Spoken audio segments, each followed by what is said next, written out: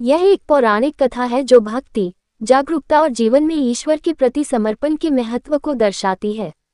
आइए कथा सुनाते हैं। नारायण नारायण नारायण। नारद मुनि जहाँ भी जाते थे बस नारायण नारायण कहते रहते थे।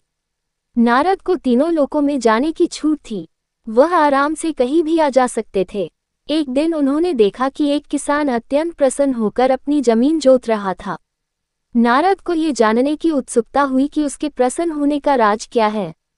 जब वह उस किसान से बात करने पहुंचे तो वह अपनी जमीन को जोतने में इतना डूबा हुआ था कि उसने नारद मुनि पर ध्यान ही नहीं दिया। दोपहर के समय उसने काम से थोड़ा विराम लिया और खाना खाने के लिए एक पेड़ के नीचे बैठा। उसने बर्तन को खोला जिसमें थोड़ा सा भोजन था। उसने भोजन करने से पहले नारायण नारायण नारायण कहा और खाने लगा।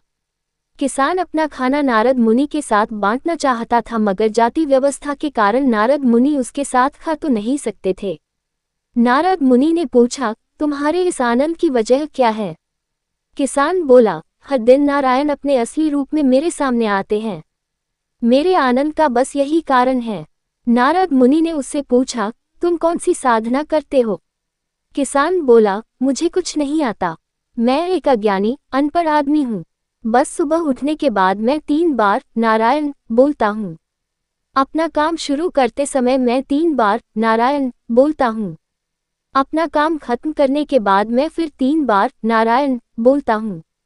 जब मैं खाता हूँ तो 3 बार नारायण बोलता हूँ और जब सोने जाता हूँ तो भी 3 बार नारायण बोलता हूँ।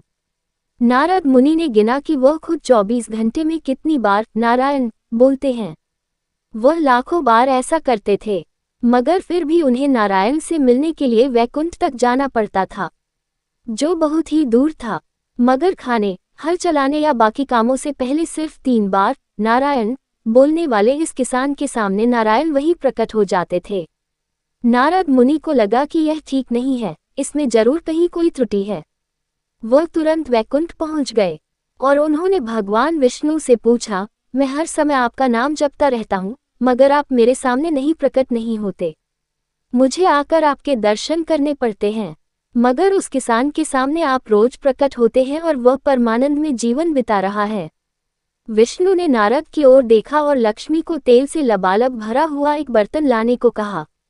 उन्होंने नारद से कहा, पहले आपको एक काम करना पड़ेगा। तेल से भरे इस बर्तन को भूलोक ले जाए, मगर इसमें से एक बूंद भी तेल छलकना नहीं चाहिए। इसे वहां छोड़कर आइए, फिर हम इस प्रश्न का जवाब देंगे। नारद तेल से भरा बर्तन लेकर भूलोक गए, उसे वहां छोड़कर वापस आ गए और बोले, अब मेरे प्रश्न का जवाब दीजिए।